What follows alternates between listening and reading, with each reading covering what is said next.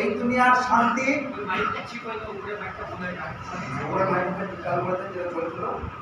এই যে শান্তি, এই যে কষ্ট, এই আযাব যা কিছু, এটা আমার দুনিয়াতে আমার জীবন থাকাকালীন, আমার জীবন শেষ হয়ে যাওয়ার পরে আমার জীবন অপেক্ষা করবে স্থায়ী, চিরস্থায়ী, আবাদান আবাদা যে জিন্দেগি, সেই জিন্দেগির সুখ শান্তির জন্য,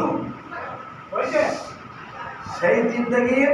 সুখ শান্তির জন্য আমার জীবন অপেক্ষা করছে। এই জন্য হযরত বিলাল রাদিয়াল্লাহু আনহুকে যখন কষ্ট দেওয়া হতো, এইরকম বিভিন্ন সাহাবাদেরকে যখন কষ্ট দেওয়া হতো, এরকম বিভিন্ন সাহাবাদের সঙ্গে যখন অত্যাচার অবিচার যখন করা হতো, তারা আনন্দের সঙ্গে সেইগুলোকে মেনে নিতেন যে আমাদের পরকাল ভবিষ্যৎ আমাদের উজ্জ্বল। এই জন্য কেউ চায় না যে আমরা ঈমান নিয়ে টিকে থাকি এবং ঈমানকে নিয়ে আমরা দুনিয়া থেকে যেতে পারি। এইটা কিন্তু